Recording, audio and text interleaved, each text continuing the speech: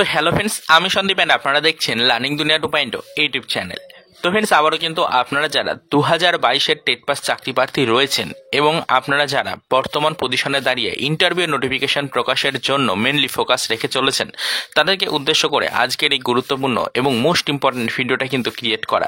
Already গতকালকে বা গত দুদিন আগে আমরা একটি ভিডিও আপলোড করেছিলাম এবং গতকালকেও একটি ভিডিও আপলোড করেছিলাম, যেখানে কিন্তু পরিষ্কারভাবে আপনাদেরকে দেখিয়েছিলাম যে অলরেডি কিন্তু আমাদের প্রাথমিক শিক্ষক নিয়োগ প্রক্রিয়া 2022-এর টেট পাস চাকরি প্রার্থীদের ইন্টারভিউ নোটিফিকেশন প্রকাশের ব্যাপারটি নিয়ে সরাসরি বিভিন্ন জেলার ডিপিএসসি থেকে বিভিন্ন ধরনের বক্তব্য কিন্তু সামনে উঠে এসছে।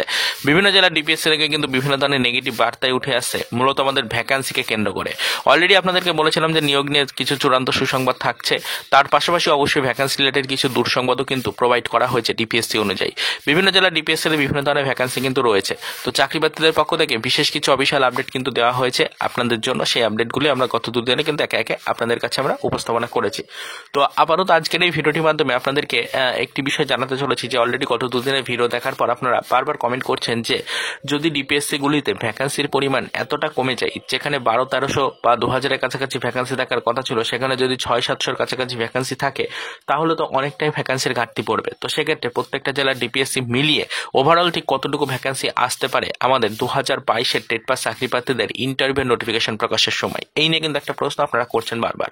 তো আজকের এই ভিডিওটির মাধ্যমে আপনাদেরকে একটি তথ্য দেওয়ার চেষ্টা করি। দেখুন যে বিভিন্ন জেলার ডিপিএসসিতে অলরেডি কিন্তু চাকরি প্রার্থীরা উপস্থিত হয়েছেন, মূলত আপনারাই কিন্তু এই তথ্যটা কালেক্ট করেছেন এবং আপনারা যারা 2022-এর টেট পাস চাকরি প্রার্থী রয়েছেন তারাই মূলত কিন্তু ডিপিএসসি অভিযান থেকেই কিন্তু এই তথ্যটা কালেক্ট করেছেন এবং সেই আপডেটগুলি কিন্তু বিভিন্ন ভেরিফাইড গ্রুপের মাধ্যমে প্রকাশ্যে এসেছে।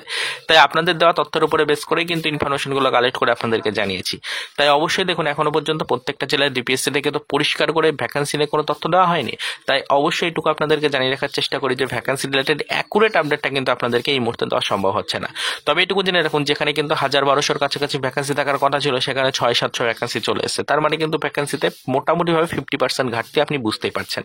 তো এই ক্ষেত্রে আপনারা যে 50,000 শূন্য পদের দাবিটা করছিলেন, সেখানে 50,000 না হলেও মোটামুটি আমরা কিন্তু আশা করেছিলাম যে 30,000 বা তার কিছু বেশি কিন্তু ভ্যাকান্সি থাকতে পারে।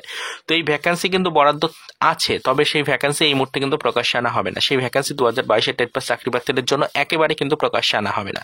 অবশ্যই বিষয়টা জেনে রাখুন, কিছু সংখ্যক ভ্যাকান্সি রিজার্ভ করা থাকছে পরবর্তী নোটিফিকেশনের জন্য।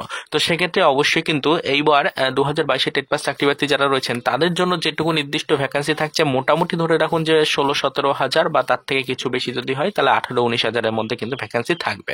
এটুকুই কিন্তু এই মুহূর্তের কনফার্মেশন আপডেট। অবশ্যই আপনাদেরকে বলে রাখি যে প্রত্যেকটা জেলার ডিপিএসসিতে ভ্যাকান্সির পরিমাণ সমান নয়, শূন্য পদের পরিমাণ সমান নয়। কোনো কোনো জায়গায় ভ্যাকান্সি বেশি রয়েছে, কোনো কোনো জায়গায় ভ্যাকান্সি কম রয়েছে, ডিভিশন অনুযায়ী ভ্যাকান্সি বেশি থাকে কম থাকে। তো সেক্ষেত্রে এক্সপেক্টেড একটা আপডেট আপনাদেরকে দিতে পারি যে মোটামুটিভাবে কিন্তু ভ্যাকান্সিতে 40-50% কাছাকাছি ঘাটতি কিন্তু নজরে পড়ছে। তো সেক্ষেত্রে অবশ্যই এটুকু ধরে রাখুন, যেখানে আমরা 30,000-এর কাছাকাছি ভ্যাকান্সি আশা করেছিলাম, সেখানে 16-17 হাজার বা তার থেকে কিছু বেশি মোটামুটি 19 হাজারের মধ্যে ভ্যাকান্সি কিন্তু থাকবে। এইটুকুই এক্সপেক্টেড একটা আপডেট আপনাদেরকে অফিসিয়াল মাধ্যম থেকে পাওয়া তথ্যের উপরে বেস করে আপডেটটা প্রোভাইড করলাম। একদম ইনফরমেশনটা সরাসরিভাবে আপনাদেরকে জানালাম। আশা করি যাবতীয় ডিটেলসগুলো আপনি বুঝতে পারলেন।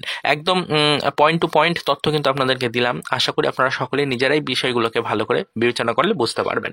তো অবশ্যই পরবর্তীতে যদি ভ্যাকান্সি রিলেটেড কারো কোনো আদার্স প্রশ্ন বা কোনো জিজ্ঞাসা থেকে থাকে বা কারো কাছে যদি আদার্স কোনো ইনফরমেশন থেকে থাকে এই বিষয়গুলো নিয়ে, অবশ্যই সেটা ভিডিওর কমেন্ট সেকশনে আমাদেরকে জানাবেন। আমরা নেক্সট ভিডিওতে আবারও ডিটেলস আপডেট আপনাদেরকে প্রোভাইড করার চেষ্টা করব।